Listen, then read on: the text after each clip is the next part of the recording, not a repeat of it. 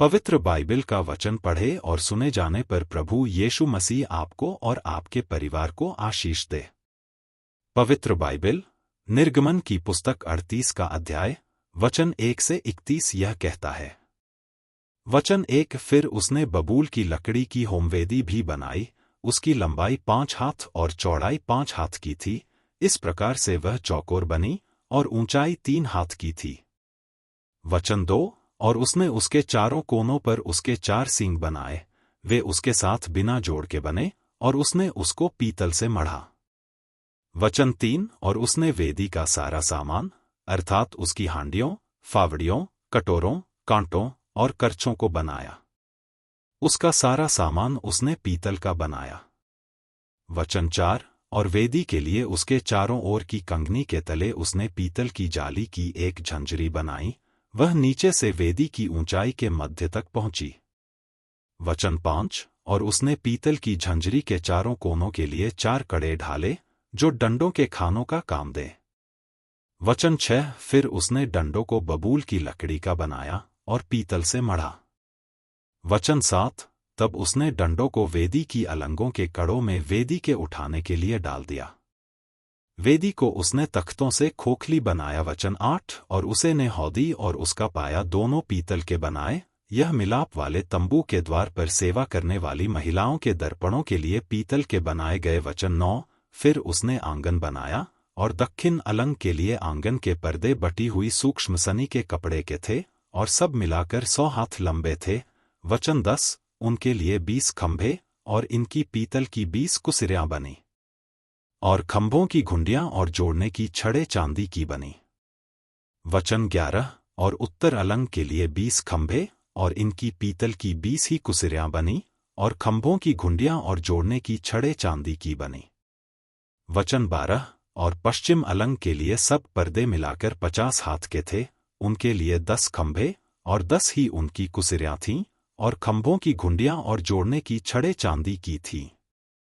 वचन 13 और पूरब अलंग में भी वह 50 हाथ के थे।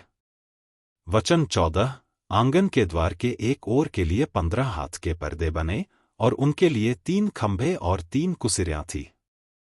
वचन 15 और आंगन के द्वार की दूसरी ओर भी वैसा ही बना था और आंगन के दरवाजे के इधर और उधर 15-15 हाथ के पर्दे बने थे और उनके लिए 3 ही खंभे और 3 इनकी कुसिरियां भी थीं। वचन 16 आंगन की चारों ओर सब पर्दे सूक्ष्म बटी हुई सनी के कपड़े के बने हुए थे। वचन 17 और खंभों की कुसिरियां पीतल की और घुंडियां और छड़ें चांदी की बनी और उनके सिरे चांदी से मढ़े गए और आंगन के सब खंभे चांदी के छड़ों से जोड़े गए थे।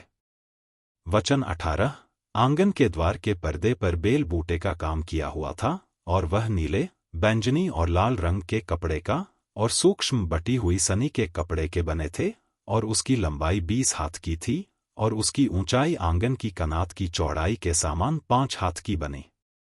वचन 19 और उनके लिए 4 खंभे और खंभों की 4 ही कुसिरियां पीतल की बनी, उनकी घुंडियां चांदी की बनी और उनके सिरे चांदी से मढ़े गए और उनकी छड़ें चांदी की बनी।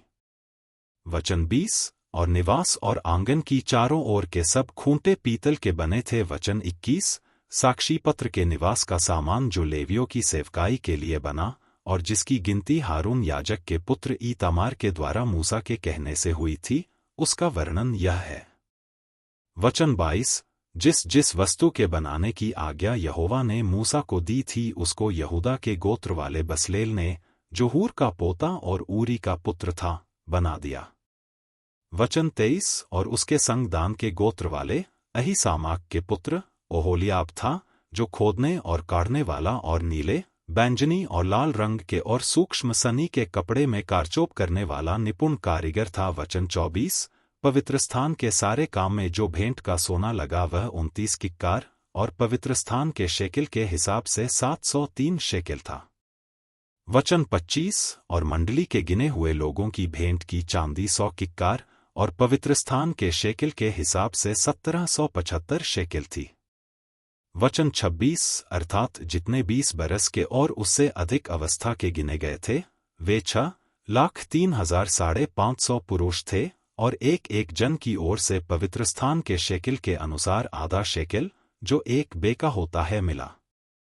वचन 27, और वह 100 किक्कार चांदी पवित्रस्थान और बीच वाले पर्दे दोनों की कुसिरियों के ढालने में लग गई। 100 किक्कार से 100 कुसिरियां बनी, एक एक कुर्सी एक किक्कार की बनी। वचन 28, और 1775 शेकिल जो बच गए उनसे खंभों की चोटियां मढ़ी गईं और उनकी छड़ें भी बनाई गई। वचन 29, और भेंट का पीतल 70 किक्कार और 2400 शेकिल था। वचन 30, उससे मिलाप वाले तंबू के द्वार की कुसिरियां और पीतल की वेदी, पीतल की झंझरी और वेदी का सारा सामान। वचन 31, और आंगन के चारों ओर की कुसिरियां और आंगन की चारों ओर के खूंटे भी बनाए गए।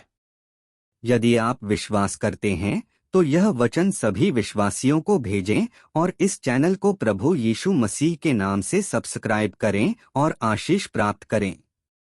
धन्यवाद।